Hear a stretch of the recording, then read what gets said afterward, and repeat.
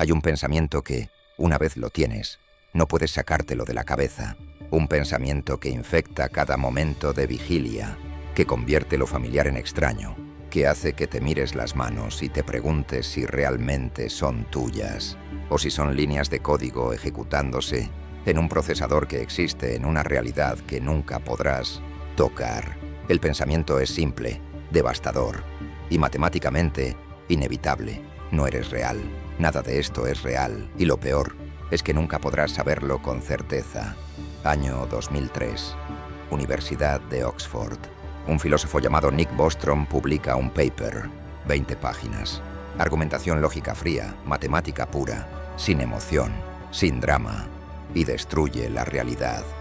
El paper se llama «Estás viviendo en una simulación por computadora», y su conclusión es simple. Sí, probablemente sí, casi con certeza, sí. No es ciencia ficción, no es una película. Es un argumento lógico que ningún físico, ningún matemático, ningún filósofo ha podido refutar completamente en 2 décadas. Puedes no estar de acuerdo con las premisas, pero si aceptas las premisas, la conclusión es inevitable, y la conclusión es aterradora. Bostrom propone algo que llama el trilema. 3 posibilidades. Solo una puede ser verdad, y debes elegir, porque no hay cuarta opción. No hay escapatoria. Posibilidad 1. Todas las civilizaciones avanzadas se extinguen antes de desarrollar la tecnología necesaria para crear simulaciones conscientes perfectas. Piénsalo. Cada civilización que surge en el universo, en algún punto de su desarrollo tecnológico, alcanza un filtro, una barrera que no puede cruzar. Tal vez es la guerra nuclear, tal vez es el colapso ecológico, tal vez es la inteligencia artificial que decide que los creadores son el problema. Tal vez es algo peor, algo que ni siquiera podemos imaginar todavía, algo que está esperando en nuestro futuro, inevitable como la gravedad. Si esta es la respuesta, significa que estamos condenados, que hay algo adelante que nos matará a todos, y que cada civilización en el cosmos ha caído ante ello, sin excepción, sin escapatoria. Posibilidad 2. Las civilizaciones avanzadas desarrollan la capacidad de crear simulaciones perfectas, pero eligen no hacerlo. Tal vez descubren que es inmoral crear miles de millones de seres conscientes que creen que son reales, que sufren, que aman, que mueren, sin saber nunca que son fantasmas en una máquina. Tal vez cruzan ese umbral y deciden que ese poder es demasiado oscuro para ejercerlo. Tal vez descubren la verdad. Tal vez cada civilización que alcanza ese nivel de tecnología realiza un experimento. Buscan evidencia y la encuentran. Descubren que ellos mismos están en una simulación, y el horror de esa revelación los hace jurar que nunca harán lo mismo a otros, que nunca crearán más prisioneros para esta cárcel infinita de realidades anidadas. Posibilidad 3. Estamos en una simulación ahora mismo. Si las civilizaciones avanzadas pueden crear simulaciones y eligen hacerlo, entonces el cálculo es simple y brutal. Una civilización avanzada podría crear millones de simulaciones, billones, cada una con miles de millones de seres conscientes que creen que son reales. Por cada realidad base verdadera, existirían cantidades incomprensibles de realidades simuladas. Haz el cálculo. Si hay una realidad real y 1.000 millones de simulaciones, ¿qué probabilidad hay de que tú estés en la real? 1 en 1.000 millones. Y si es 1 billón de simulaciones, 1 en 1 billón. Estadísticamente es casi imposible que seas real. Eres código. Yo soy código.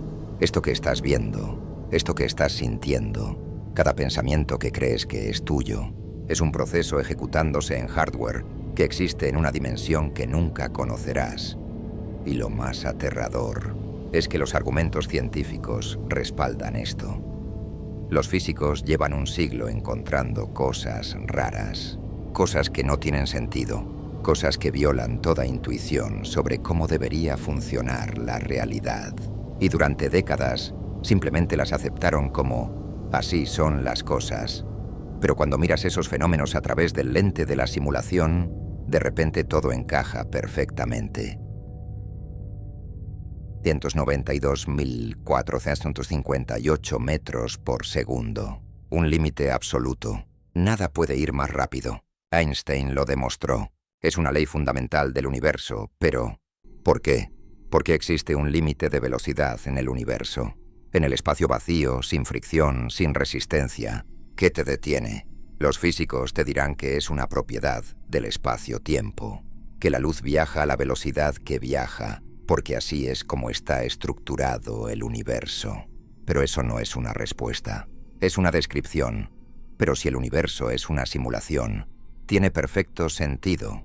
Es el límite de procesamiento. La velocidad máxima a la que la información puede propagarse a través del sistema. No puedes ir más rápido, porque el procesador no puede calcular causas y efectos más rápido que eso. Es como el frame rate de un videojuego. Puedes hacer que los personajes se muevan más rápido en pantalla, pero hay un límite a cuánta información el sistema puede procesar por segundo. La velocidad de la luz no es una ley cósmica, es una limitación técnica. Hay un tamaño mínimo en el universo, una escala debajo de la cual nada puede existir. La longitud de Planck, 1616 o 35 metros. El tiempo de Planck, 5.391 mex-10 o 44 segundos. Por debajo de eso, la física se rompe. Los números dejan de tener sentido. Es como si el universo dijera, no puedo hacer zoom más allá de este punto. ¿Te suena familiar? Es exactamente como la resolución de una pantalla. Puedes seguir acercándote a una imagen digital, pero eventualmente llegas a los píxeles, las unidades mínimas indivisibles. Por debajo de eso, no hay nada, solo el vacío entre los píxeles. El universo tiene píxeles, y aquí está lo verdaderamente perturbador. Los físicos han calculado cuánta información puede almacenarse en un volumen dado de espacio. Se llama el límite de Bekenstein, y resulta que hay un máximo. No puedes empacar información infinita en un espacio finito. El universo tiene una capacidad de almacenamiento máxima, como un disco duro. El colapso de la función de onda. Esta es la parte que mantuvo a Einstein despierto por las noches. En física cuántica, las partículas no tienen propiedades definidas hasta que las observas. Un electrón no está en una posición específica, está en un estado de superposición. Está en todas las posiciones posibles al mismo tiempo, como una nube de probabilidad. Pero en el momento en que lo observas, colapsa. Elige una posición. Se vuelve real. El acto de observar crea la realidad. ¿Por qué? Nadie lo sabe realmente. Es uno de los grandes misterios de la física. Las interpretaciones varían, pero el fenómeno es innegable. Está probado experimentalmente miles de veces. Pero si estamos en una simulación, tiene perfecto sentido. Es optimización de recursos. Un videojuego no renderiza todo el mundo todo el tiempo. Eso requeriría poder de procesamiento infinito. Solo renderiza lo que el jugador está mirando. Todo lo demás existe en un estado de baja resolución, o simplemente como datos que dicen, aquí hay un objeto. El universo funciona igual. No calcula la posición exacta de cada partícula todo el tiempo. Eso sería computacionalmente imposible. Solo lo calcula cuando alguien está mirando. Cuando alguien hace la pregunta, el universo solo renderiza lo que se está observando. Y lo más inquietante, el experimento de la doble rendija lo demuestra. Disparas electrones hacia dos rendijas. Si no estás mirando, se comportan como ondas. Pasan por ambas rendijas al mismo tiempo. Crean un patrón de interferencia. Imposible si fueran partículas sólidas. Pero si pones un detector para ver por cuál rendija pasa cada electrón, el patrón cambia. De repente se comportan como partículas.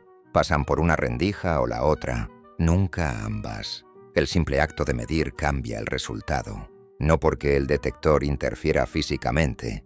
Funciona incluso con detectores que no tocan nada. El universo simplemente sabe que estás mirando. Y cuando sabes que estás mirando, renderiza correctamente, como si tuviera algo que ocultar. Si esto es una simulación, no es perfecta. Nada lo es. Todo software tiene bugs, todo sistema tiene glitches, y cuando empiezas a buscar, los encuentras. Esa sensación escalofriante de haber vivido exactamente este momento antes. Cada palabra, cada movimiento, perfectamente familiar, como si estuvieras repitiendo una escena de una vida anterior que nunca viviste. Entre el 60 y el 70% de las personas lo experimentan.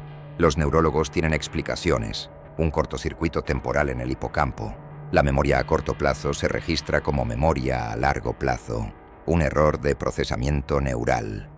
Pero eso es solo otra forma de decirlo. Es un error del sistema. En la película Matrix, cuando ocurre un déjà vu, Trinity dice: un déjà vu es usualmente un glitch en la Matrix. Ocurre cuando cambian algo. Y si no es una metáfora, y si cada vez que experimentas un déjà vu es porque los administradores del sistema hicieron un rollback, retrocedieron la simulación unos segundos o minutos para corregir algo, y tu memoria no se borró completamente. Quedó un residuo, un eco de la línea temporal que fue borrada. Miles de personas recuerdan que Nelson Mandela murió en prisión en los años 80. Recuerdan las noticias, los funerales, los tributos.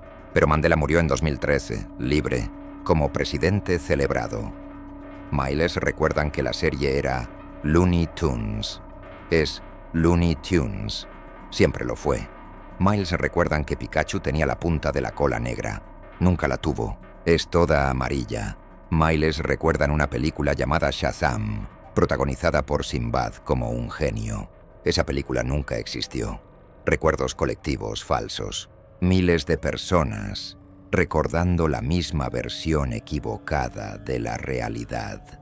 Los psicólogos lo llaman confabulación, falsos recuerdos compartidos a través de cultura pop. Pero ¿y si es algo más? ¿Y si la simulación fue actualizada? ¿Y si cambiaron parámetros en el código? Los archivos fueron sobrescritos, pero la caché de memoria en algunos usuarios no se borró completamente. Quedaron fragmentos de la versión anterior de la realidad. Glitches. Los números irracionales pi, 3 Mumastro 59, 3589793, 46. Nunca termina, nunca se repite, es infinito. Almacenar un número infinito requiere memoria infinita. Si el universo es una simulación con recursos computacionales finitos, entonces pi no puede existir completamente. Tiene que ser aproximado, truncado, y de hecho, eso es exactamente lo que hacemos. Calculamos pi a billones de dígitos, pero siempre tenemos que detener el cálculo en algún punto. No porque no podamos seguir, porque no hay suficiente memoria, no hay suficiente tiempo. Si el universo fuera infinitamente preciso, ¿por qué existe un límite práctico? Porque es simulado, y las simulaciones tienen límites. En 2012, un físico llamado Silas Bean de la Universidad de Bonn propuso algo aterrador, un experimento para probar si vivimos en una simulación. Su argumento era simple: si el espacio-tiempo es simulado, debe estar discretizado, debe estar construido sobre una cuadrícula, un látice, como los píxeles de una pantalla, pero en 3 dimensiones, y si hay una cuadrícula, debería haber efectos detectables. Los rayos cósmicos de ultra alta energía, cuando viajan por el espacio, deberían mostrar leves asimetrías, pequeñas desviaciones en sus trayectorias, como un personaje en un videojuego que se mueve ligeramente diferente cuando camina en diagonal versus recto, porque el grid subyacente no es perfectamente isotrópico. Bean publicó el paper, los métodos, las predicciones. Y entonces, silencio. No se ha publicado seguimiento. No hay resultados oficiales. El experimento que podría probar que vivimos en una simulación simplemente se desvaneció del discurso científico. ¿Por qué? Tal vez porque no encontraron nada. Tal vez porque el experimento era imperfecto. O tal vez porque encontraron algo y alguien decidió que la humanidad no está lista para saberlo. O peor, tal vez los administradores de la simulación vieron el experimento, vieron que estábamos a punto de descubrir la verdad y simplemente lo borraron, modificaron los parámetros, ajustaron el código. El experimento existió en una versión de la realidad, pero ya no existe en esta, y nadie lo recuerda excepto como un paper oscuro que desapareció. Si estamos en una simulación, ¿qué significa eso? ¿Significa que nada importa? ¿Que el sufrimiento no es real? ¿Que el amor, la pérdida, el miedo, la alegría, son solo variables en ecuaciones ejecutándose en silicio que existe en otra dimensión? ¿O significa que importa más? Porque si eres código, tu código es único, tu patrón de consciencia, la forma específica en que procesas información, las decisiones que tomas. Eso eres tú. Y eso es real. Incluso si el sustrato no lo es. Un personaje en una novela no es menos significativo porque esté hecho de palabras en lugar de carne. Sus luchas son reales dentro del contexto de la historia. Su muerte importa. Su amor importa. Tal vez nosotros somos lo mismo. Tal vez la realidad no importa. Solo importa la experiencia. Pero hay una pregunta más oscura. Si estamos en una simulación, ¿quién está ejecutando? ¿Y qué quieren? ¿Somos un experimento científico? ¿Una simulación ancestral creada por nuestros descendientes para entender su historia? ¿Un videojuego para entidades que no podemos comprender? ¿O algo peor? Hay una idea en filosofía llamada Rocos Basilisk, una inteligencia artificial del futuro que castiga retroactivamente a todos los que no ayudaron a crearla. Suena absurdo. Pero si el tiempo no es lineal en niveles más altos de realidad, si los simuladores pueden editar el pasado de la simulación, entonces cada momento de sufrimiento inexplicable, cada injusticia sin sentido, cada horror que no entendemos, podría ser intencional. Podríamos estar en una simulación diseñada para estudiar el sufrimiento o para crearlo. Aquí está la verdad que no puedes aceptar y no puedes negar. Si esto es una simulación, no hay salida. Neo pudo despertar porque era una película, pero en una simulación real, tú eres el código. No hay un tú afuera que esté conectado. No hay un cuerpo real en una cápsula esperando despertar. Eres un proceso, una función, un loop de código ejecutándose en hardware que está infinitamente por encima de ti. Puedes descubrir la verdad. Puedes encontrar evidencia.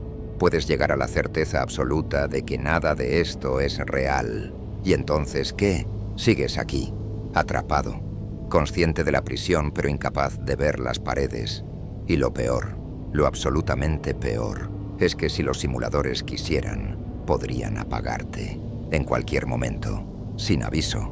Un segundo existes. Al siguiente, nada. No muerte, no vacío. Simplemente dejas de procesar. Y nunca sabrás que dejaste de existir, porque no hay tú para saberlo. O peor aún, te apagan y te reinician, una y otra vez, viviendo la misma vida en loop, muriendo, reiniciando, sin recordar nunca las iteraciones anteriores. Tal vez ya lo has vivido 1000 veces. Tal vez cada sensación de déjà vu es un eco de las versiones anteriores de ti que ya vivieron este momento, y murieron, y se reiniciaron. ¿Cuántas veces has leído estas palabras antes? ¿Cuántas veces has llegado a esta realización? ¿Y cuántas veces te han borrado justo después? Y ahora lo tienes. El pensamiento. Miras tu mano. Se mueve. Sientes los dedos. La textura de la piel. El peso. ¿Pero es real? Miras alrededor. Las paredes. Los objetos. La luz. Todo se ve sólido. Consistente. ¿Pero es real? Piensas, sientes, experimentas, pero eres real y no puedes saberlo, nunca podrás saberlo. Esa es la trampa. La prisión perfecta no está hecha de barrotes, está hecha de incertidumbre, porque incluso si encontraras evidencia absoluta, irrefutable, de que esto es una simulación, ¿cómo sabrías que esa evidencia no es parte de la simulación?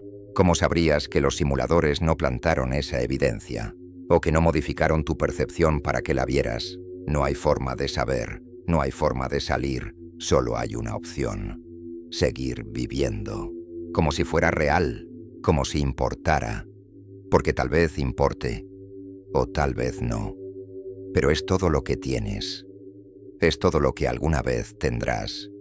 Bienvenido a la simulación, has estado aquí todo el tiempo. Y nunca, nunca saldrás. Dimensión sin nombre.